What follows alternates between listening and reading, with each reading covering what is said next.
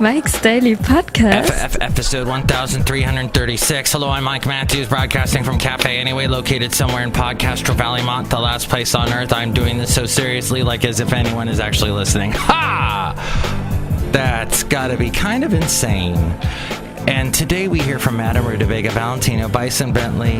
I will have for you a segment called News Random, randomly looking through a selection of news stories. Mike's Daily Podcast. Hey, Obamacare's been repealed. It's completely gone. Did you notice? Mike's Daily Podcast. Or that's what you would have thought if you were listening to conservative radio. They were jumping up and down and dancing to and fro, but they forget, hey, we've got the government part called the Senate, and they're not so really into it. We'll hear more about that in News Random. And by the way, it's Mike's Daily Podcast. Even as Donald said, it's repeal and replace. It's being replaced. Mike's so many conservatives Daily are all about repealing. Podcast. Repeal. Yeah. Let's just completely forget that we had a black man in the office of the presidency. They're just, just rip it right out of my brain. No, it's got to be replaced. It has to be replaced, the healthcare, or you will be voted out of office. That's pretty much what's going on with those town hall meetings. Look who just walked in. Someone who violently disagrees with me. Michael Masters, Madame Rootabega. No, I pretty much agree. Oh, you pretty much agree? Yes, Michael Masters. Ooh. I guess that's what we're saying is ooh. Yeah, so we'll see what happens with the Senate. As I mentioned months and months ago, Trump likes the whole pre-existing condition thing. He doesn't want to get rid of that. There are some things he actually liked about Obamacare. So it's not like it's gonna be completely ripped, torn, and such. Look who else walked in. Hello there, Mike. It's Valentino, the banking attendant.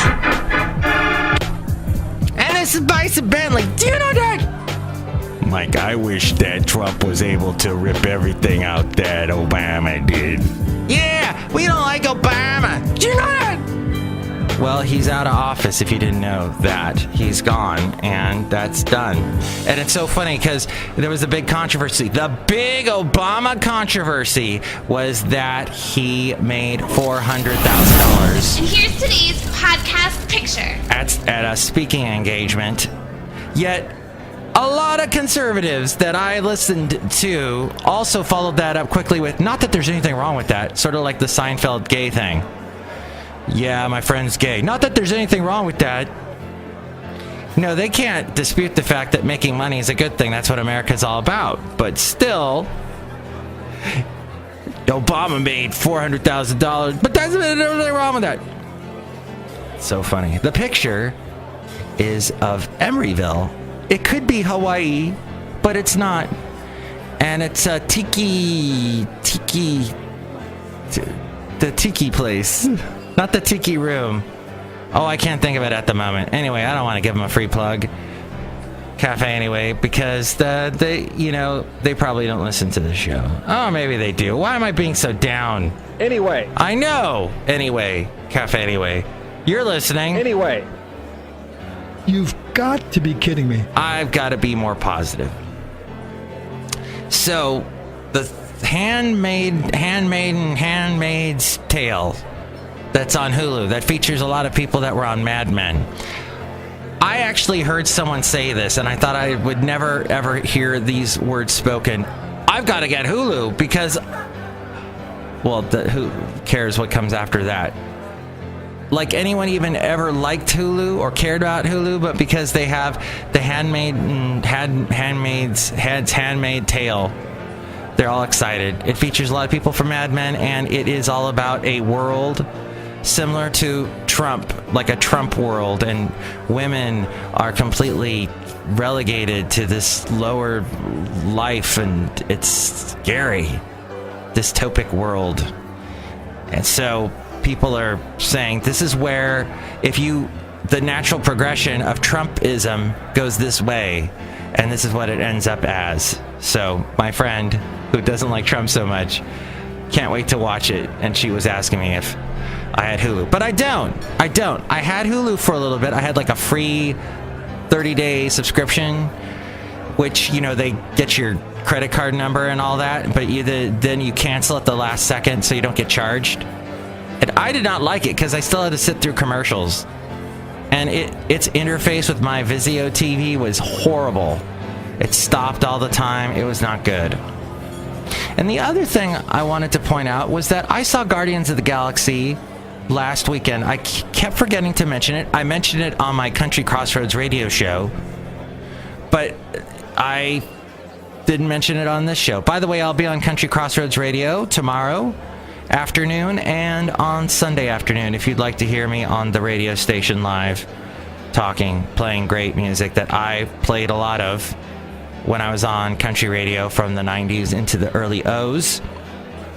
And it also features a bunch of cool Americana and bluegrass and some folk and country rock and stuff. It's great. Great station, Country Crossroads Radio. I'll be on it tomorrow. But I mentioned I saw the beginning first 10 minutes of Guardians of the Galaxy.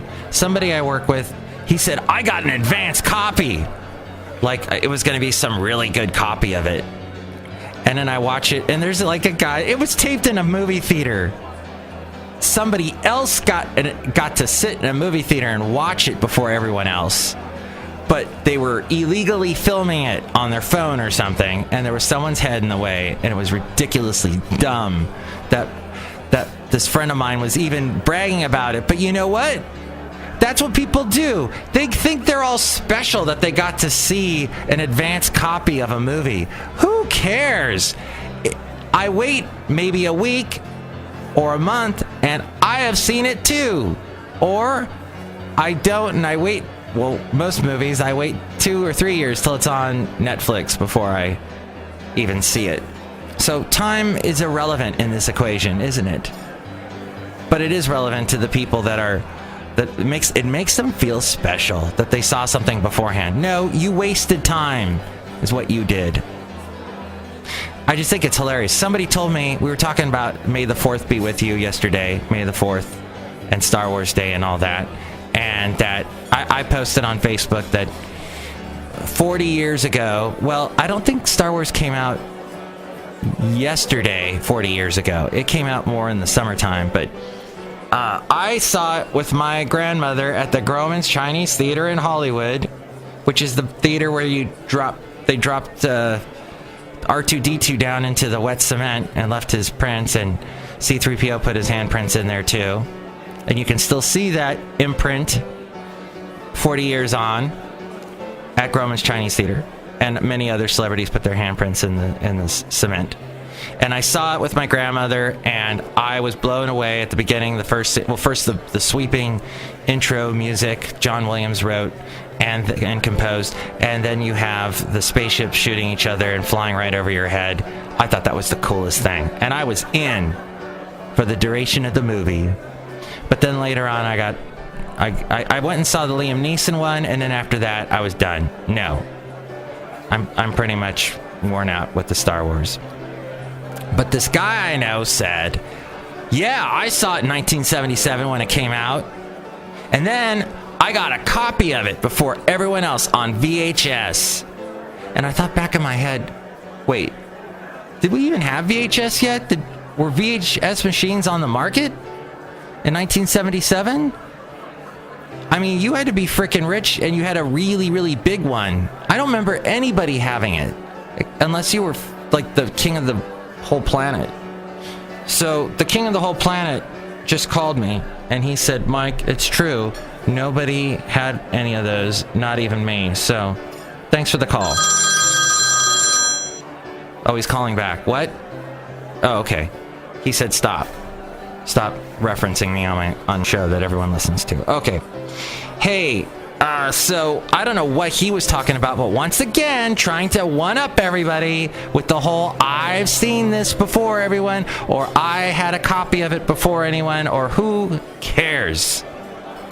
In the end, you've seen the movie, you watch the movie, let's say you have some time and you watch. I have no time to watch movies now. The sun is up late. I'm out enjoying the outside, the sunset. I'm in frickin' California paying high taxes, property taxes, high insurance, high utilities, high cost of eating out, high costs in the grocery stores, although Alabama was still pretty expensive in the grocery stores when I lived there for 2 years. High gas prices. Why would I be sitting in a dark room watching a stupid movie with the same formula and the same plot points and all that crap? Mike'sDailyPodcast.com, and thus my rant endeth, is a great place where you can find the link to the radio station I'm on the weekend, and you can help out the show through the Amazon link. Click on that and buy whatever it is you're going to buy, and that helps us out.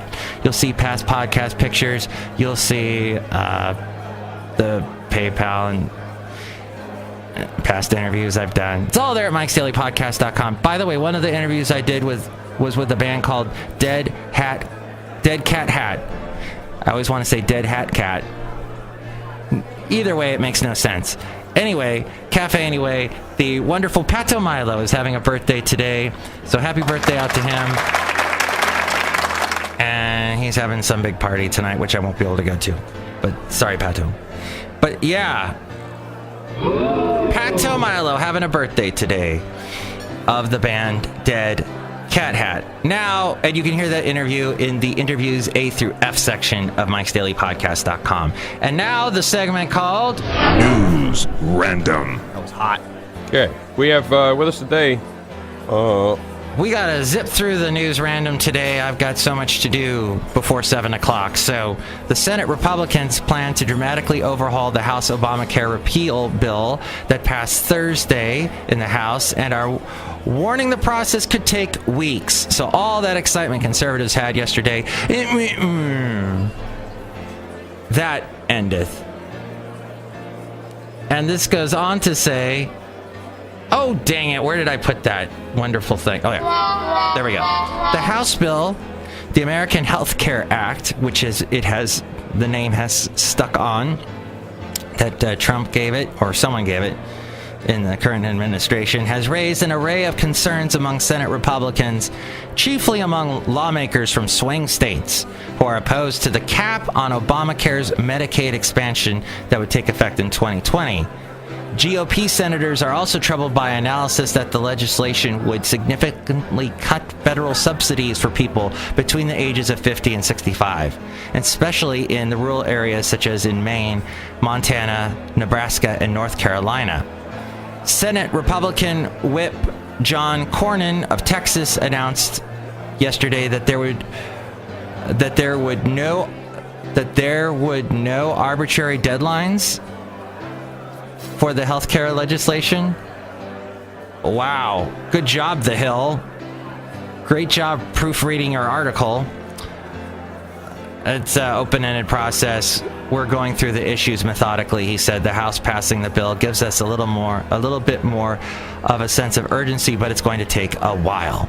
Now, on to a weird story involving a dead meteorologist. He committed suicide last month, and he was a suspect and would have been charged in a sexual assault case. This, according to CBS News. This took place in Maine. Tom Johnson, who was 46, was reported missing April 3rd and found dead in a wooded area on April 6th. Medical examiner said it was a suicide. A woman went to a local hospital and reported being raped in the early morning hours of Sunday, April 2nd. Our investigation shows, says the Oxford County Sheriff Wayne Gallant, that Johnston was at the residence and was identified during the commission of the sexual assault. He left the residence before deputies arrived on scene and was later reported as a missing person. And that was on the CBS affiliate WGME. He was on that station, I think is what they're saying in the story.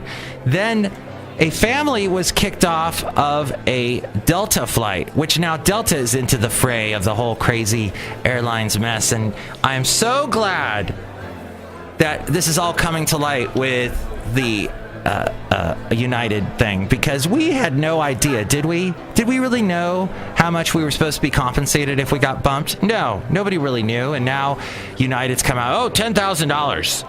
Yeah, we'll give you that much. That's what. Well, it would have been nice if somebody told us all this stuff earlier. I had to dig to find out what the true amount was.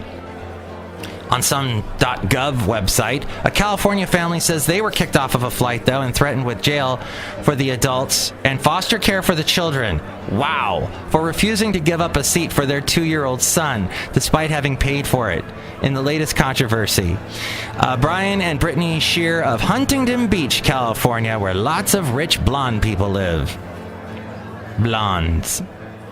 Told NBC News that they had already boarded a Delta Airlines flight from Maui to LA with their 2 infant children. April 23rd, they were kicked off the plane following an argument with officials.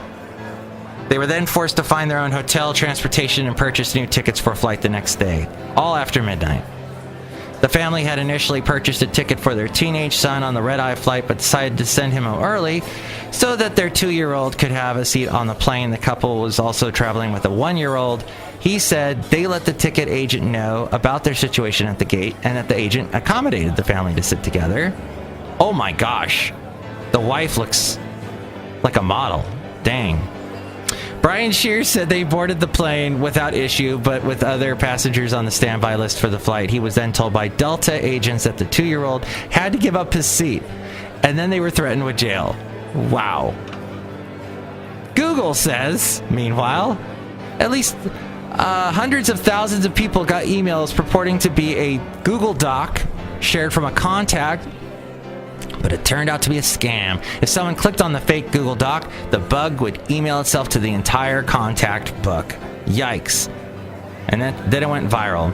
The worm ended up affecting fewer than 0.1% of Gmail users, Google said.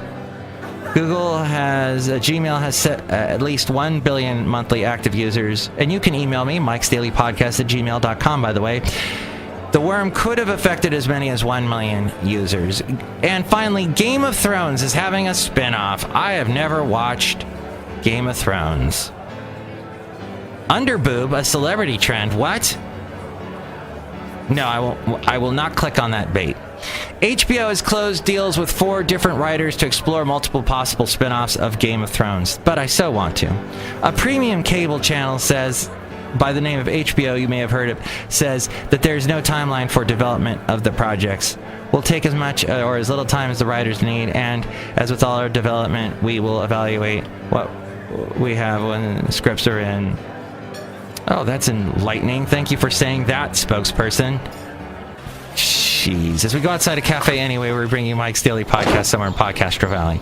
Vince in the Bay is the podcast you need to listen to, because Vince did, someone I work with, he does a very good interview with a CNN, I think her name's Lori something. She does this show about how the internet and technology and the digital world affects our own world, and it is fantastic.